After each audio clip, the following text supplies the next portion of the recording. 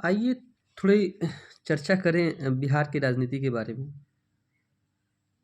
देखिए, मेरा सरोकार किसी खास पार्टी से तो नहीं है। मैं किसी पार्टी के हित या विरोध में कोई बात करने वाला नहीं हूँ। मैं सिर्फ लोकतांत्रिक भावनाओं के बारे में, लोकतंत्र की मर्म के बारे में कुछ बातें करना चाहता हूँ। चूँकि बिहार की राजनीति हमेशा से ही उथल-पुथल रही है।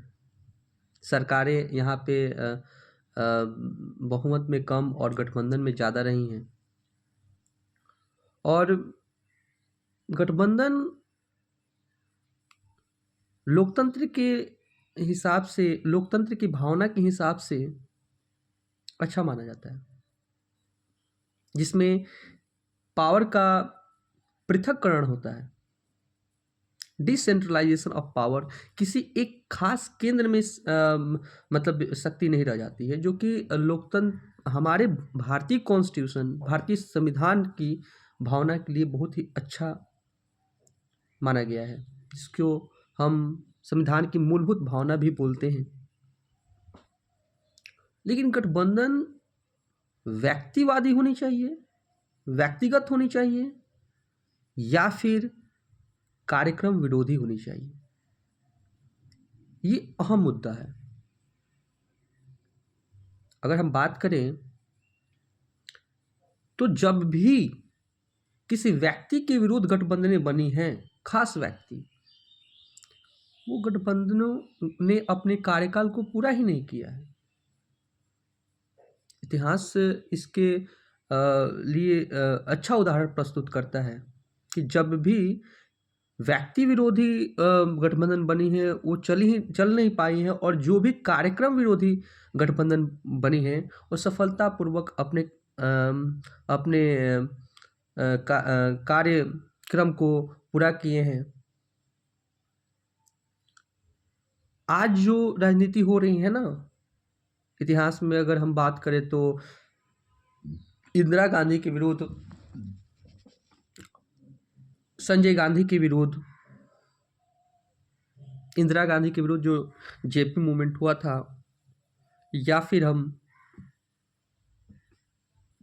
संजय गांधी की बात करें तो संजय गांधी के विरुद्ध बीपी सिंह की सरकार ने, और वाजपेयी सरकार 1996 में, ये एक व्यक्तिगत आंदोलन था। और वर्तमान समय में हमारे माननीय श्री नरेंद्र मोदी जी के विरुद्ध जो व्यक्तिगत गठबंधन जो बन रही हैं, ये काफ़ी चिंताजनक विषय है। क्या ये व्यक्तिगत गठबंधन सफल हो पाएंगी? ये भी बड़ा सोचने वाला विषय है। इतने उदाहरण प्रस्तुत हैं। अगर हम कार्यक्रम विरोधी गठबंधन का बात करें तो भारत में कार्यक्रम विरोधी जब भी गठबंधन सरकार आई हैं, उन्होंने अपने सफल टेन्योर को पूरा किया है। वाजपेयी सरकार 1999 में जब आए थे तो वो एक गठबंधन सरकार लेके आए थे। 2003 में भी जो गठबंधन बनी थी, उसने भी एक अच्छा कार्यकाल को पूरा किया। इसलिए बिहार की राजनीति के गठबंधन, या फिर बात करें सभी विपक्षी दलों, बीजेपी के विपक्षी दलों के द्वारा जो गठबंधन बनी है, वो एक व्यक्ति के खिलाफ है, वो कार्यक्रम विरोधी नहीं है। अगर वो कार्यक्रम विरोधी, सारे राजनीतिज्ञ अपने निजी स्वार्थ के लिए एक दूसरे से ही लड़ रहे हैं, कोई अपने तरह से अपनी अपनी हितों की पूर्ति के लिए काम कर रहा है, तो हमारा ये लोकतांत्रिक भावनाओं के लिए ठीक नहीं है। और आम जनता को सोचनी चाहिए कि आप भावनात्मक होके, या फिर जातिवादी, भाषाई, सांप्रदायिक, इस आधार पे आप अपने जो सार्वभौमिक अधिकार जो मिला है हमारा वोट देने का, उसका दुरुपयोग ना करें। लोकतंत्र में भारत के लोगों को ही सब माना गया है, सब कुछ। सबसे ज़्यादा शक्ति हमारे हम में है। हम कभी मानते ही नहीं कि हम मालिक हैं। मालिक नहीं मान पाता है कि हम मालिक हैं, और